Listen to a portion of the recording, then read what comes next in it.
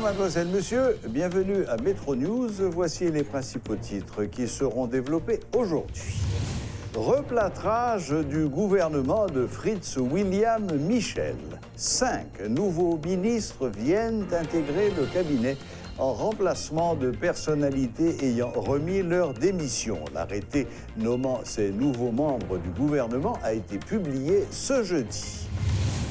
Le climat sécuritaire se dégrade au niveau du bicentenaire et de Martissan. Un employé civil du corps des pompiers de la police a trouvé la mort mercredi lors d'échanges de tirs entre la police et des bandes armées. Installation ce jeudi d'un nouveau conseil d'administration AI à la tête de la Banque de la République d'Haïti. Il s'agit de Jean Baden-Dubois, gouverneur, Georges-Henri Fils, vice-gouverneur, Ronald Gabriel, directeur général, Myrto René et Edgar Jeudi, membres.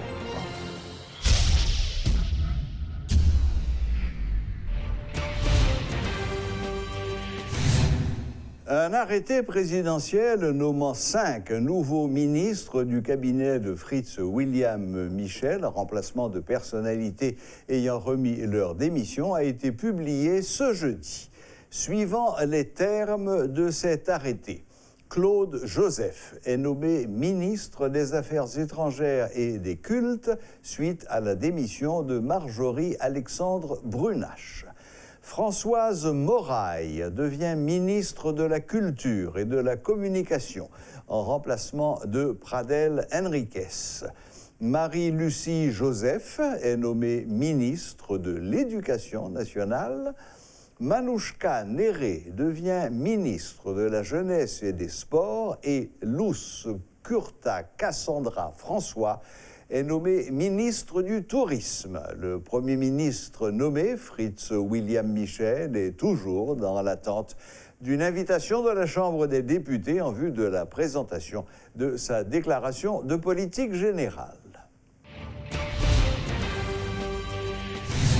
Le sénateur Ronald Larèche dénonce l'attitude des parlementaires qui auraient négocié des postes ministériels dans le cadre de la formation du prochain gouvernement.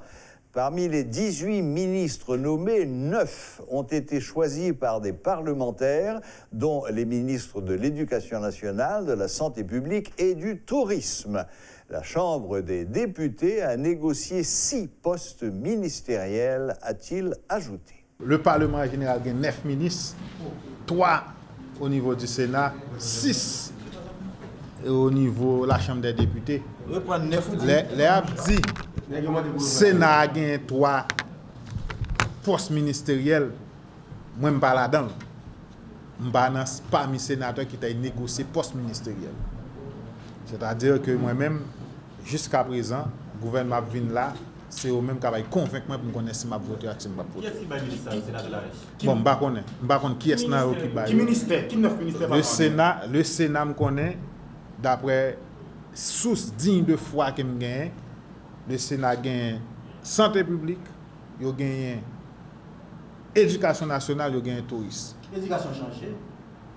Donc, il gagne le Sénat gagne éducation nationale, santé publique et tourisme. Je ne connais pas ça dans la Chambre des députés. Moi-même, je ne suis pas mêlé ni de près ni de loin avec ça. Je n'ai pas de poste ministériel, ni pas discuter pour poste ministériel. Non, je ne sais pas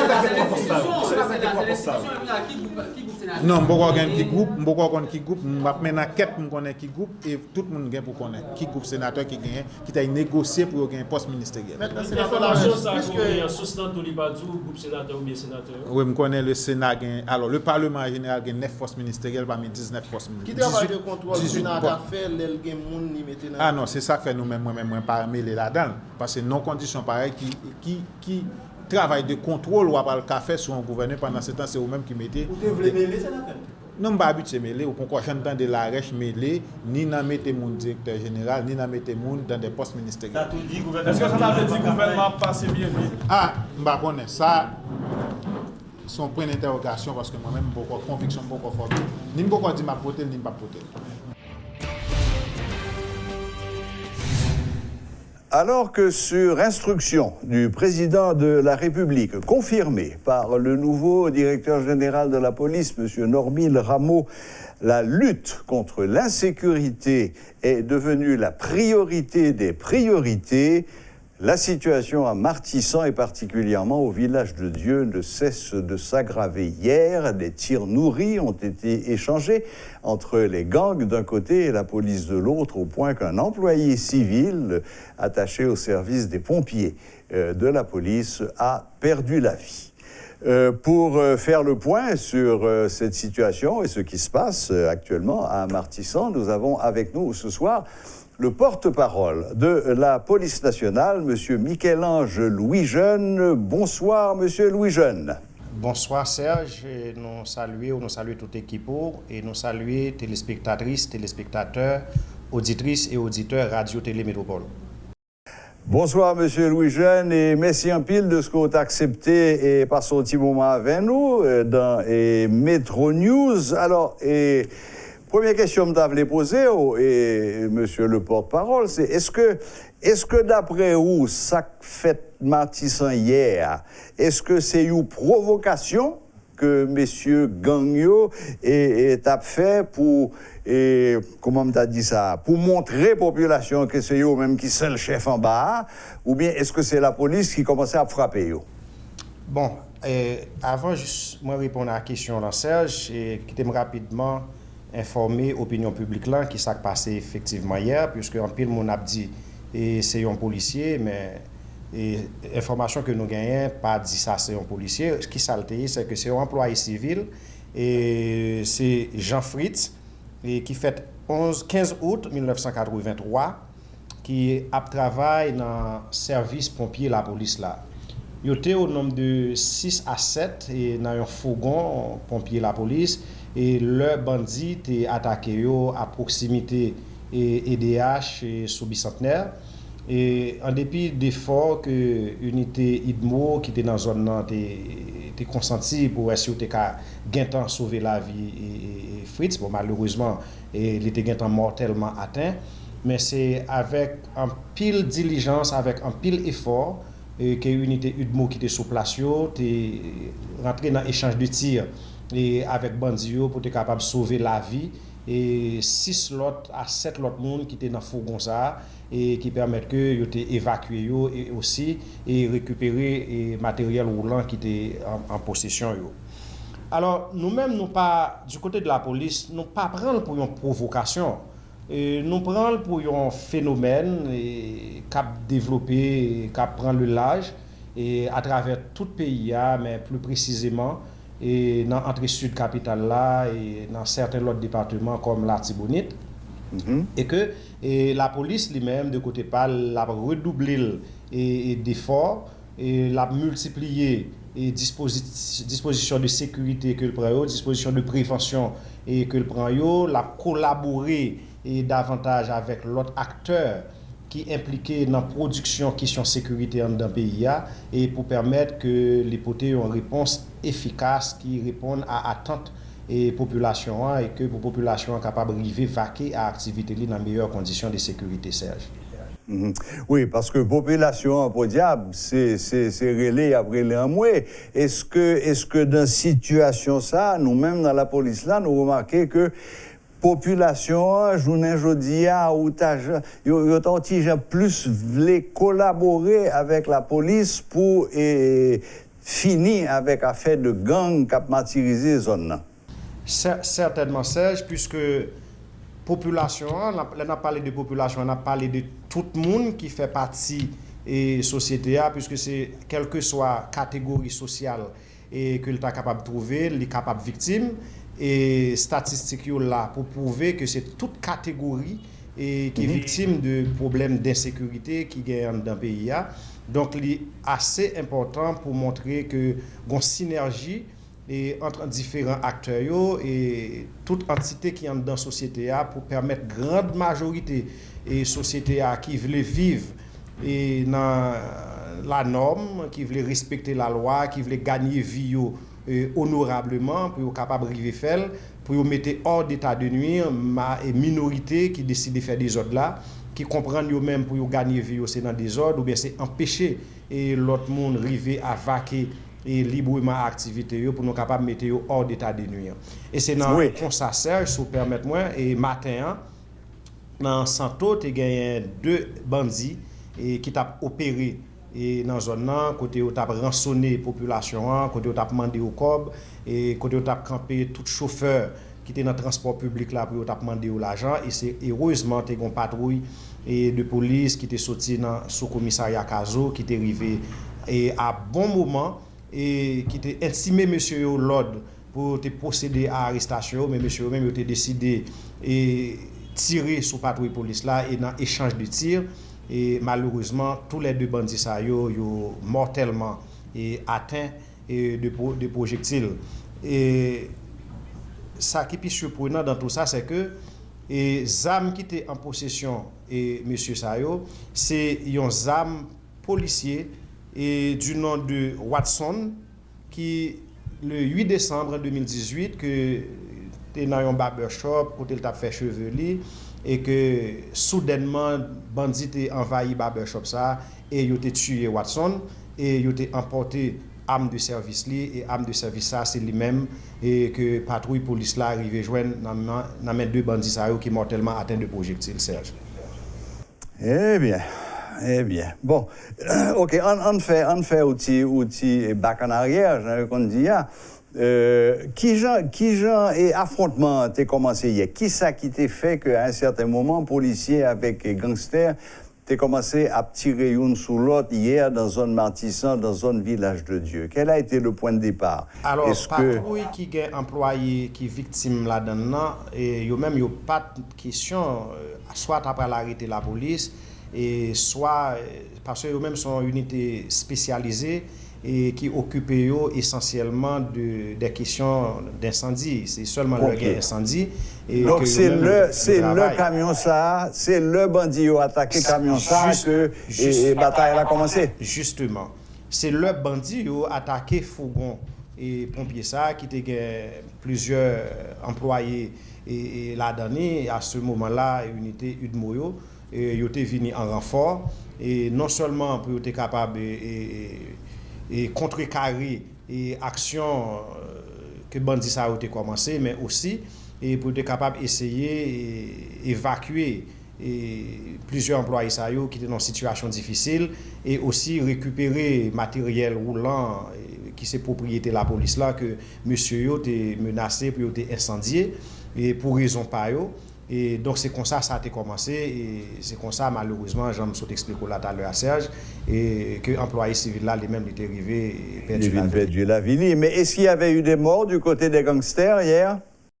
Et information que nous là pas permettre nous te dit qu'il y a des gens qui mourent mais certainement tu as parmi eux qui étaient atteints des projectiles et parce que et ça a été observé sur surface là te permettre que les autres courir avec certains naïos d'autres naïos qui étaient atteints de projectiles mais ça nous gagne nous comme données pas permettre nous dire que si gagne oui ou non qui étaient mourir.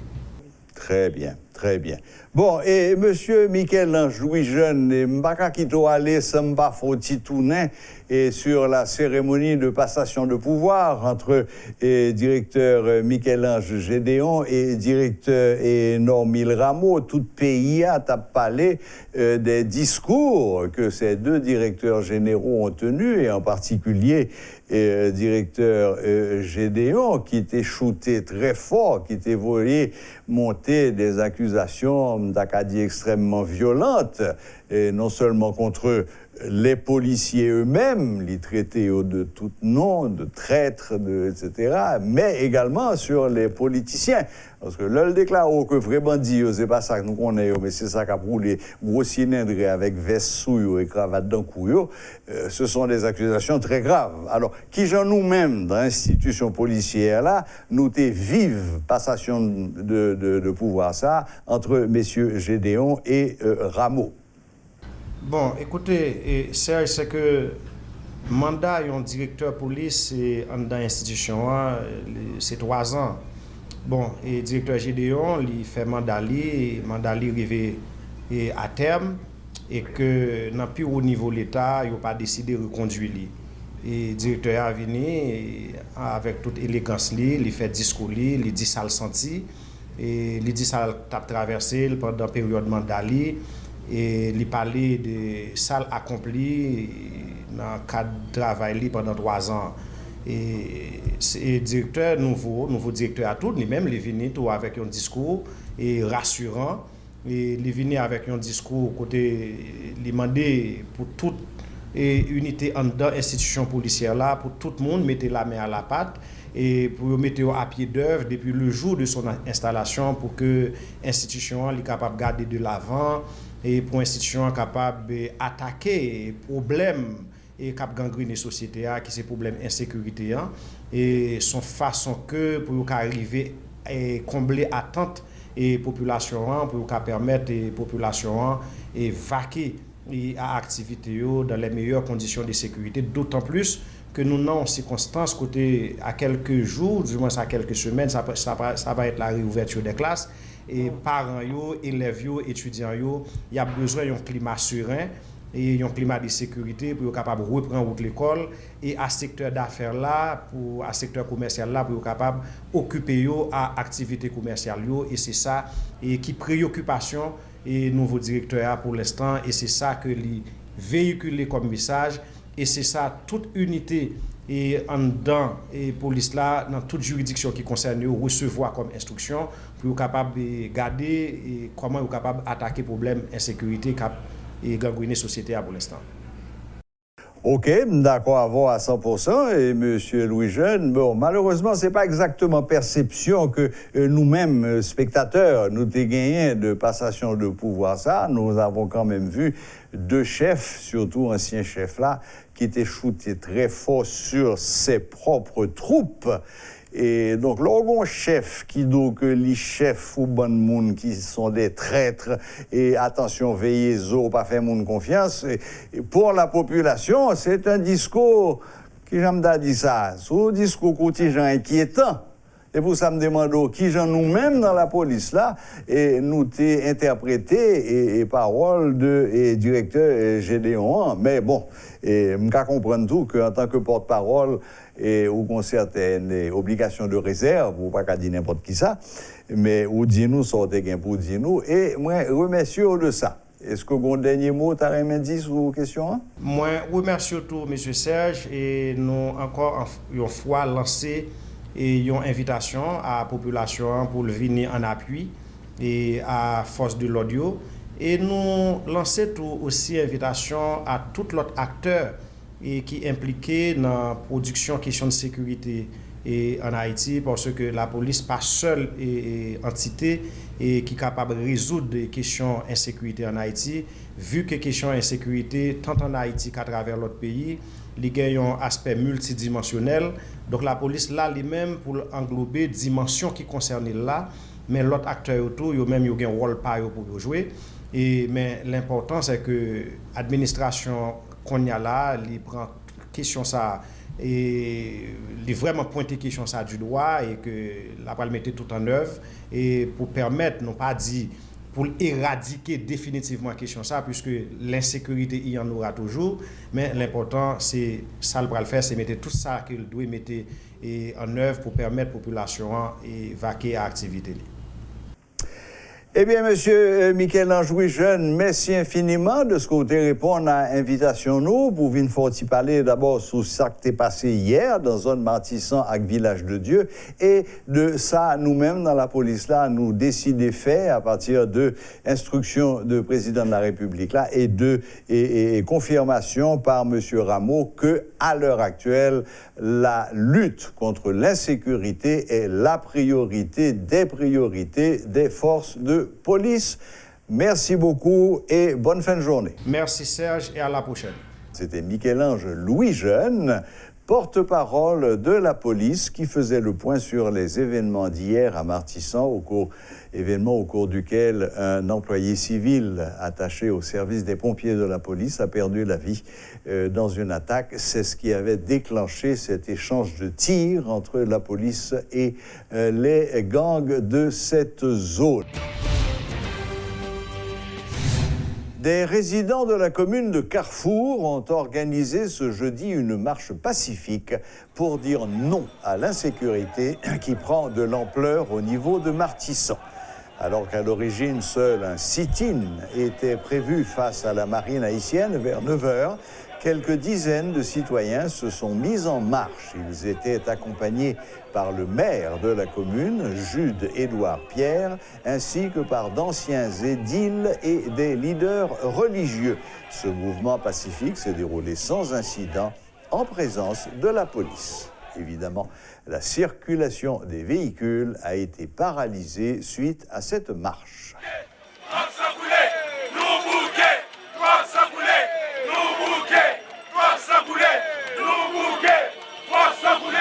Les gens disent qu'ils vont ouvrir l'école lundi. Pendant ce temps, ils n'ont pas dit qu'ils vont faire conditions pour maman et papa petite qui vont voir petit à l'école. Cri ça, c'est pour faire autorité, prendre responsabilité. C'est pour faire autorité, faire en sorte à ce que vous connaissez diriger. Parce que vous comportez comme esclaves dans la caille au service de l'oligarchie. Et puis pendant nous, même ce temps, si peuple là, nous dans la rue, nous laguer deux bras balancés. Cri ça, son cri de révolte. Et c'est un commencement. Depuis ne pas jouer nos réponses, depuis ne pas jouer ça pour nous jouer par rapport à une réaction, nous allons passer nos deuxième étape parce que nous avons considéré que nous n'avons pas de monde qui défend nous, nous n'avons pas de monde qui dirige nous, nous avons décidé de diriger tête nous-mêmes en tant que population. Nous n'avons pas une période de temps pour ça? Nous n'avons pas une période de temps parce que il y a une réalité qui est le momentum. On ne peut pas tête nous mentir, il a fait nommer là un nouveau chef, la police, on dit tout nouveau, tout bon, nous avons pas une marge de temps pour nous voir qui sa stratégie de sécurité publique en bralier et automatiquement nous juger insatisfaction nous passé dans l'étape numéro 2 en renforcement et en d'autres actions. Nous tous cap balle. Donc si nous tous cap balle, nous allons protéger tête nous.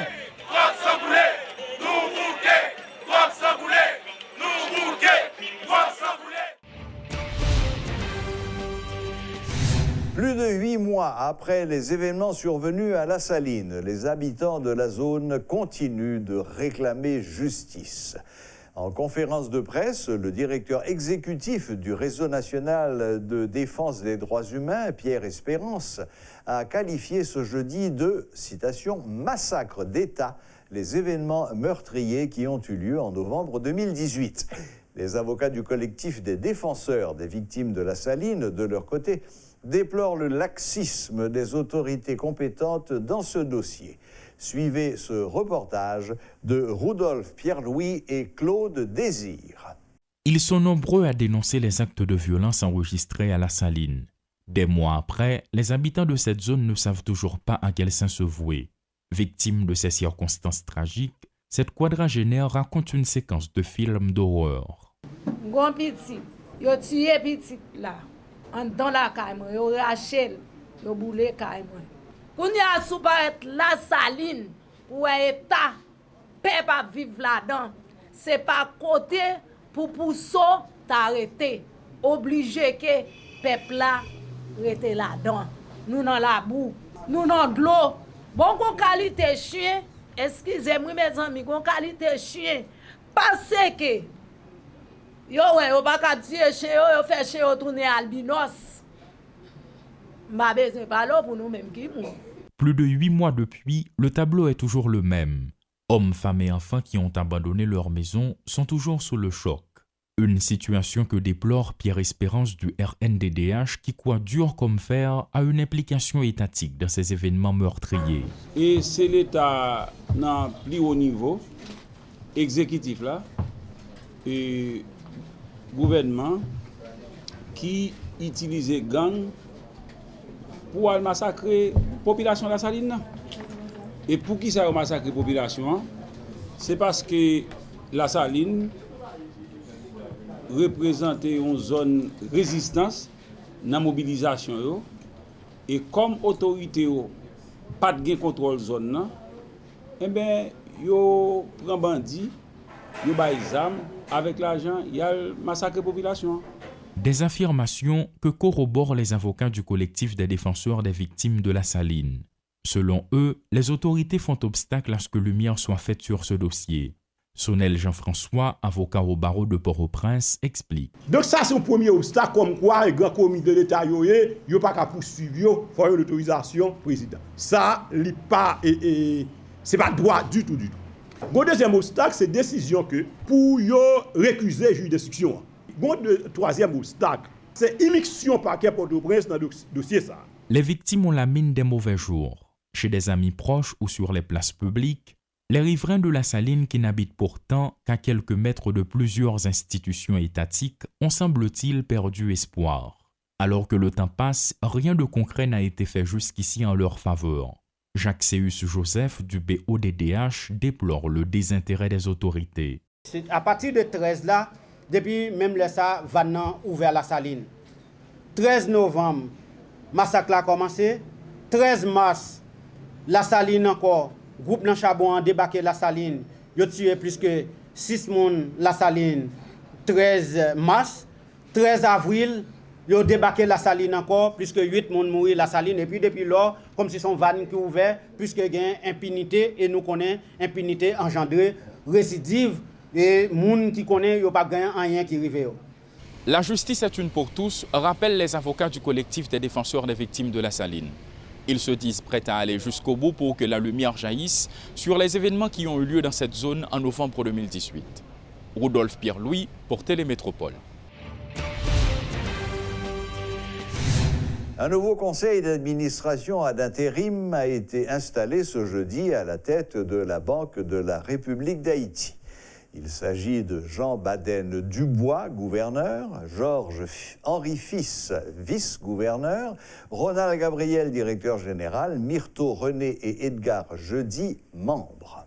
Avec la complication de la situation macroéconomique du pays, beaucoup reste encore à faire pour répondre aux défis actuels d'une économie au déséquilibre conjoncturel et structurel important. L'objectif de remettre le pays sur les rails du développement durable et de la croissance inclusive. Pour ce faire, la définition d'une stratégie de financement de l'économie est urgente, ce qui suppose une harmonisation entre les différentes institutions financières pour financer les secteurs porteurs de croissance. En d'autres termes, la politique monétaire doit aller au-delà de la gestion conjoncturelle, ce qui traduit en termes clairs les grands chantiers sur lesquels le nouveau conseil de la BRH doit intervenir pour relever les grands défis de l'heure. La politique économique dont les principales composantes constituent la politique budgétaire et la politique monétaire doit être articulée d'une façon telle que les retombées puissent permettre de lutter contre le chômage et l'inflation, d'améliorer la situation des couches défavorisées, de réduire les inégalités sociales et garantir le bien-être collectif que nous recherchons tous. L'environnement qui prévaut à la conduite de la politique monétaire des 4 dernières années qui nous a forcés à adopter les mesures suivantes. Nous avons augmenté les taux de réserve obligatoires et changé le mode de constitution de ces dernières en nous exposant au courroux de nos partenaires du système financier qui, comme banque commerciale, ne visent pas nécessairement les mêmes facteurs d'optimisation que la Banque centrale. La fonction d'optimisation pour une banque commerciale, c'est optimiser la voix des actionnaires. La fonction d'optimisation pour une banque centrale, c'est le service public. Nous avons tiré à répétition la sonnette d'alarme et obtenu l'accord d'une gestion de caisse contrôlée, conjointe des autorisations de dépenses budgétaires au risque d'irriter l'autorité fiscale. Et je félicite l'autorité fiscale pour le pacte de bonne gouvernance qui a été signé et respectés. Nous avons puisé dans nos réserves internationales, malgré l'avis contraire de nos partenaires multinationaux, pour casser les emballements spéculatifs dans les conjonctures de forte irrationalité favorisées, entre autres par des turbulences sociopolitiques. Nous avons augmenté les taux directeurs pour resserrer les conditions monétaires malgré les cris des débiteurs aux abois et le spectre de portefeuilles de crédit en perte de qualité. Nous avons fait des swaps, des contrats de rachat qui n'ont pas toujours plu aux institutions compétitrices bénéficiaires. Nous avons tenté, il est vrai, avec retenue, des incursions de nature microéconomique dans la conduite d'une politique monétaire de nature fondamentalement macro, en exposant notre crédibilité à la recherche d'un équilibre, même suboptimal, étant donné les conditions et les défis qui ne rentrent pas dans notre juridiction. Les coûts d'opportunité de ces mesures sont plus importants qu'ils ne le seraient dans un contexte de sérénité. Cependant, malgré les lourdeurs de l'immédiat et du court terme, nous n'avons pas perdu le cap d'une vision de la politique monétaire balayant un champ allant du moyen au long terme. Et c'est là qu'intervient un arbitrage voulu entre le présent et le futur. Un arbitrage intertemporel manifesté dans notre agenda monétaire pour croissance à travers un mode opératoire dans la mise en place d'un cadre favorable au financement de secteurs clés tels que l'immobilier résidentiel, l'agriculture, le tourisme et l'hôtellerie, les zones franches et les entreprises d'exportation, en facilitant des prêts à court terme, moyen et long terme à des taux préférentiels. Lancement ce jeudi d'une campagne de sensibilisation aux objectifs de développement durable, ODD, par le gouvernement jeunesse et le PNUD. Cette campagne, dont le coût s'élève à 150 000 $, est destinée aux jeunes et devra permettre à Haïti de s'engager à atteindre ses ODD d'ici 2030. Les objectifs de développement durable, ODD, sont un appel mondial à agir pour éradiquer la pauvreté, protéger la planète et faire en sorte que tous les êtres humains vivent dans la paix et la prospérité. Il s'appuie sur les succès des objectifs du millénaire pour le développement, tout en y intégrant de nouvelles préoccupations. Pour faire leur promotion, une grande campagne de sensibilisation a été lancée en présence de partenaires, notamment du gouvernement jeunesse. Le jeune président de la République, Rony Cadet, explique. Les enjeux sont de taille, ce qui fait que cela demande à ce qu'on fasse un sursaut pour passer de la parole aux actes. Et pour ce faire, il faut procéder intelligemment.